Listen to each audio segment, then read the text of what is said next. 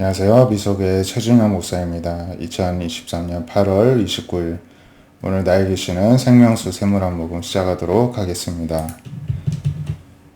시편 32편인데요. 이제 모세가 소천하기 전에 또 출애굽 2세대들에게 유언과도 같은 말씀을 담기는데요. 15절에도 여수론을 언급을 하고 있는데 여수론은 이스라엘 민족의 별명입니다. 그래서 전체적으로 32장이 이스라엘에 대해서 어떤 과거의 잘못에 대한 책망과 또 미래에 대한 경고로서 주신 말씀이라고 볼 수가 있는데요. 18절에 오면 너를 다한 반석을 너가 상관하지 않고 너를 대신 하나님을 너가 잊었도다. 이스라엘 백성들이 그럴 때가 있었죠. 그 40년 광야 동안에도 얼마나 많이 불평하고 시험하다가 또 실제 멸망당하는 사람들도 많이 있었습니다. 여호와께서 이것을 보시고 미워하시고 또 그 경노하신 이유는 그 자녀가 그를 이렇게 상관하지 않고 잊고 무시하였기 때문에 그래야 하였다는 것입니다. 하나님 말씀하시기를 내가 내 얼굴을 그들에게서 숨겨 그들의 종말이 어떠함을 보리니 그들은 심히 패역한 세대여 진실이 없는 자녀이미로다. 하나님께서 이제 그들에게 더 이상 하나님을 반역하는 이스라엘 민족에게 은혜를 베풀지 아니하시고 그들의 종말이 어떠할지를 보여주시겠다고 합니다. 패역하고 진실이 없기 때문에 그러하다는 것입니다. 그래서 28절에 또 보면은 그들은 모략이 없는 민족이다. 그들 중에 분별력도 없다. 이제 하나님에 대해서 이렇게 오해를 하고 이해를 하지 못하고 하는 건 하나님이 이렇게까지 하는데에도 깨닫지 못할 때에는 모략이 없고 분별력이 없고 지혜가 부족하다는 것입니다. 27절에도 혹시 하나님의 원수를 자극하여서 그 원수들을 통하여서 이스라엘을 치게 하시고 징계를 하실 때도 있었는데 오히려 그 원수들이 잘못 생각할까 걱정하였다는 것입니다. 원수들이 말하기를 우리의 수단이 높고 하나님이 행한 게 아니라 할까 염려하셨다는 것입니다. 그러니까 하나님이 그렇게 허락하신 건데 적들은 우리가 센가 보다 이렇게 착각할까 봐 오히려 걱정하시면서 하지만 이스라엘을 돌이키기에 때로는 그렇게 어려움을 겪기도 하셨다는 것이죠. 그럼에도 불구하고 깨닫지 못하는 게 모략도 없고 분별력도 없다는 것이죠. 지혜가 있었다면 자기들이 종말이 어떠할지도 분별하였을 것이라고 말씀을 하십니다.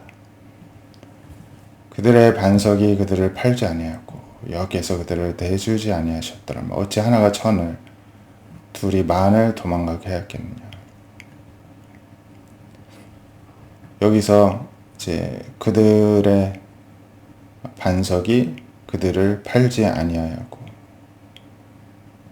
그러니까 그들의 어떤 이제 믿는 구석들이 이스라엘 백성들이 잘못했을 때 믿었던 것들이 그들을 그냥 그렇게 무책임하게 또 대했기 때문에 또 그런 어려움을 겪게 되었겠죠.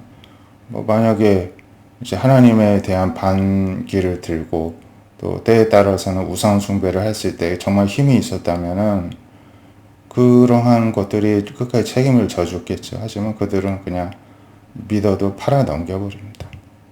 또 하나님께서 그들을 내어주셨기 때문에 징계를 당할 때에는 이제 하나가 와도 무서워서 1000명이 도망가고 둘이 와도 10,000명이 도망가는 일이 생겼다는 것입니다. 또한 진실로 그들의 반석이 우리의 반석과 같지 아니하니 우리의 원수들이 스스로 판단하도다. 그러니까 하나님을 반역하든 아니면은 적들이든 뭐든 그들이 잘못 믿는 반석은 하나님의 백성들이 믿는 반석, 믿는 신, 믿는 구석과 같지 않다는 것입니다. 이거는 원수들도 다 아는 바라는 것입니다. 이는 그들의 포도나무는 소돔의 포도나무, 고모라 밭의 소산이라. 여기서 그들이 참 애매하기는 합니다.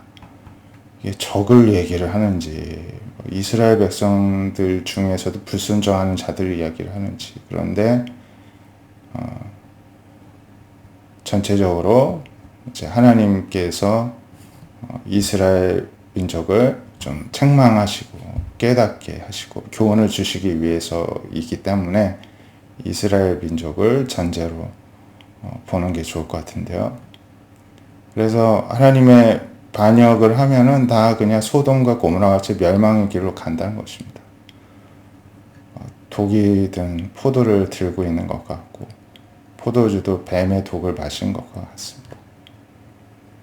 오히려 그래서 그들이 그렇게 하나님 앞에 저항하다가 실족하면 오히려 하나님이 보복하시고 그러한 이제 환난 날은 속히 또 오게 된다. 이게 종말이라는 것이죠.